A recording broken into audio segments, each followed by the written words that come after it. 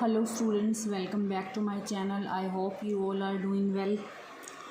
Today we will discuss about the structure of ovary, internal structure of ovary. Here ovary कैसी होती है? Oval shaped ovary होती है. Clear? In the ovary it is surrounded by germinal epithelium, a layer of this blue lining, a layer of blue line which is called germinal epithelium. And germinal epithelium जो है it which is again covered by a layer of peritoneum called visceral peritoneum. Clear? Ovary जो है it is covered by a layer called germinal epithelium and germinal epithelium is again covered by visceral peritoneum. ये green color layer is the visceral peritoneum. Now below the germinal epithelium there is another layer. एक और layer है जिसे हम कहते हैं tunica albuginea and tunica albuginea is a layer of connective tissue. Clear? After then in the ovary there is stroma. ठीक है, this is the stroma. Black dotted lines दिखाई दे रही है, डॉटेड स्ट्रक्चर्स जो हैं दीज आर द स्ट्रोमा.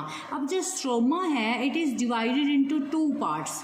जो अंदर का सेंटर वाला जो पार्ट है एक ये और एक बाहर वाला पार्ट जो है, जो तो बाहर वाला पार्ट है आउटर पार्ट है जहाँ आपको ये अलग अलग स्ट्रक्चर्स बनी हुई दिखाई दे रही हैं. इस पार्ट को हम कहते हैं कोर्टेक्स, ओवेरियन कोर्टेक्स, जो कि रेटिक्यूलेट कनेक्टिव टिश्यू से मिलके बना हुआ है. और जो सेंटर वाला पार्ट है जहाँ पे वेरियस ब्लड वेसल्स जो होंगी, नर्व फाइबर्स होंगे, यहाँ से ना ओवरी में blood vessels, nerve fibres, arteries, veins ये आ रही होंगी. ये जो सेंटर वाला बीच वाला एरिया है that is the medulla region. और ये किस से बना हुआ है, किस कनेक्टिव टिश्यू से बना हुआ है? Areolar connective tissue. क्लियर? तो क्या है, ओवरी जो है इट इज सराउंडेड बाय, इसके पास थ्री प्रोटेक्टिव बाहर लेयर्स हैं. जर्मिनल एपिथेलियम, जर्मिनल एपिथेलियम फिर बाहर से कवर है पेरिटोनियम से, and below the germinal epithelium again a connective tissue की लेयर है जिसे हम कहते हैं ट्यूनिका एल्बिजिनिया. एंड ओवरी के अंदर फ्लूइड, ओवरी जो है कनेक्टिव टिश्यू प्रेजेंट है सारी की सारी ओवरी के अंदर, उसे हम क्या बोलते हैं? स्ट्रोमा. स्ट्रोमा को हमने दो एरिया में डिवाइड कर रखा है. जो आउटर एरिया है जहाँ पे आपको अलग अलग तरह की स्ट्रक्चर्स दिखाई दे रही हैं, इस एरिया को बोलते हैं कोर्टेक्स या ओवेरियन कोर्टेक्स, जो कि रेटिकुलेट कनेक्टिव टिश्यू से मिलके बना हुआ है.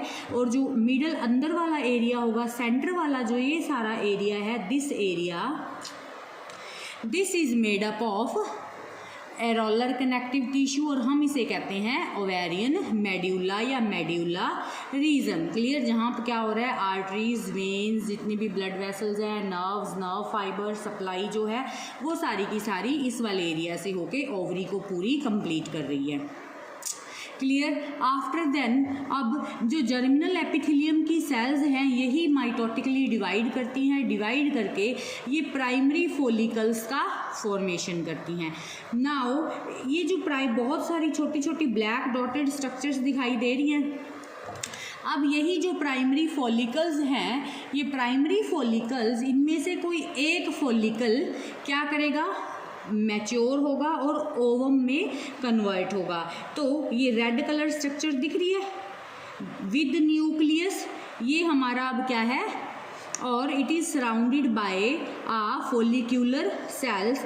और हम इसे क्या कह रहे हैं? अगर ये फॉलिक्यूलर सेल से है, सराउंडेड है, now this is the primary follicle.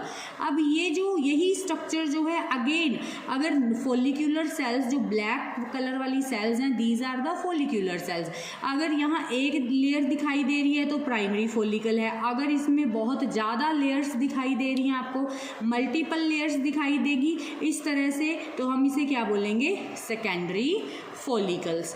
अब ये सेकेंडरी फॉलिकल जो है वो अगेन और इसकी डेवलपमेंट होगी और डेवलप होने के बाद में ये हमें कुछ इस तरह से स्ट्रक्चर दिखाई देगा और इस स्ट्रक्चर को हम बोलेंगे ग्राफियन फॉलिकल्स, जिसमें क्या है सेंटर में हमारे पास अब ये है सेकेंडरी oocyte, हम इसे नाम देंगे, और it is covered by outer side one layer of cells, और इस तरह से ये कैविटी दिखाई देगी इसके अंदर, और it is again surrounded by the cells. Graafian follicles की, मैच्योर ग्राफियन फॉलिकल्स की स्ट्रक्चर को भी हम डिटेल में पढ़ेंगे। Now in this stage this Graafian follicle now again इसकी डेवलपमेंट होगी, और ये जो मैच्योर ग्राफियन फॉलिकल है अब it will undergo ovulation. What is ovulation? Ovulation का मतलब है release of secondary oocyte from the ovary, means अब ओवरी से सेकेंडरी oocyte का रिलीज होना इज कॉल्ड ओव्यूलेशन। अब उसमें क्या होगा, ये जो पूरी कैविटी है इसमें से ये जो रेड कलर वाली स्ट्रक्चर है विद वन फॉलिक्यूलर सेल्स की लेयर, ये हमारा सेकेंडरी oocyte हो गया, और ये जो बची हुई कैविटी है, ये जो बची हुई बाहर वाली स्ट्रक्चर्स है वो हमें इस तरह से दिखाई देंगी, और इस बची हुई स्ट्रक्चर को हम बोलते हैं कॉर्पस हेमोरेजिया। अब ये कॉर्पस हेमोरेजिया थोड़े ही टाइम में ओवरी के अंदर ऐसे दिखाई देगा जैसे ब्लड की क्लोटिंग हो गई हो, तो ये हमें इस तरह की थिक स्ट्रक्चर दिखाई देगी, और इस स्ट्रक्चर को हम नाम देंगे कॉर्पस ल्यूटियम। यहाँ से बोर्ड में क्वेश्चन पूछे जाते हैं corpus luteum, what is the function of corpus luteum? तो कॉर्पस ल्यूटियम जो है ये हमें येलो कलर की अपीयरेंस देता है, जिसकी वजह से हम कॉर्पस ल्यूटियम को येलो बॉडी का नाम भी देते हैं, और ये टेम्परेरी एंडोक्राइन ग्लैंड का काम करता है। ये प्रोजेस्टेरोन हार्मोन को एंड रिलैक्सिन हार्मोन को सिक्रीट करने का काम करता है। Again this is very very important 1 mark question कि what is the function of corpus luteum, कि सेकेंडरी oocyte के रिलीज होने के बाद भी कॉर्पस ल्यूटियम क्यों रह जाता है, तो इसका क्या काम होगा, कौन सा हार्मोन सिक्रीट कर रहा है, main progesterone and relaxin hormone. अब एक चीज़ और है, हमेशा ही जब भी रिलीज होगा कभी भी एग रिलीज नहीं होता है, हमेशा क्या रिलीज होता है, सेकेंडरी oocyte रिलीज होता है। क्लियर? अब ये कॉर्पस ल्यूटियम जो है कुछ समय के बाद में अब ये जो है ये इट गेट स्टार्ट डीजनरेटिंग, ये इस तरह से डीजनरेट होना शुरू हो जाता है, तो हम इसे बोलते हैं कॉर्पस एल्बिकेंस, और ये एक और नाम देते हैं इसको which is the white body. Clear? तो ये तो था सारा कि किस तरह से ओवरी के अंदर एग जो है सेकेंडरी oocyte जो है उसकी फॉर्मेशन किस तरह से होती है।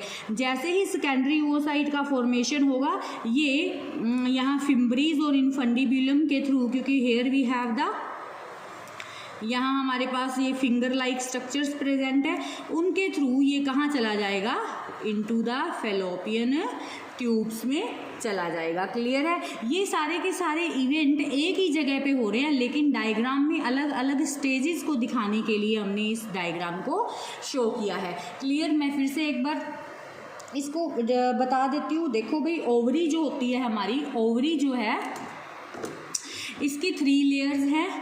जर्मिनल एपिथेलियम, जर्मिनल एपिथेलियम जो है it is covered bye peritoneum layer, and below the germinal epithelium connective tissue की एक और लेयर है जिसे हम ट्यूनिका एल्बुजिनिया कहते हैं, और बीच का जो सारा पार्ट है वो भी कनेक्टिव टिश्यू है जिसे हम कहते हैं स्ट्रोमा। सॉलिड स्ट्रक्चर है ओवरी, स्ट्रोमा। ठीक है? अब स्ट्रोमा जो होता है 2 पार्ट में डिवाइड है, आउटर एंड इनर। जो आउटर पार्ट है उसे हम बोलते हैं कोर्टेक्स, जो रेटिकुलेट कनेक्टिव टिश्यू से बना है, और जो इनर पार्ट है उसे हम बोलते हैं मेड्यूला, जो एरोलर कनेक्टिव टिश्यू से बना है। नॉर्मली आपको मैच्योर जो ग्राफिन फॉलिकल्स और सेकेंडरी oocyte आपको कोर्टेक्स रीजन में ही देखने को मिलेंगे।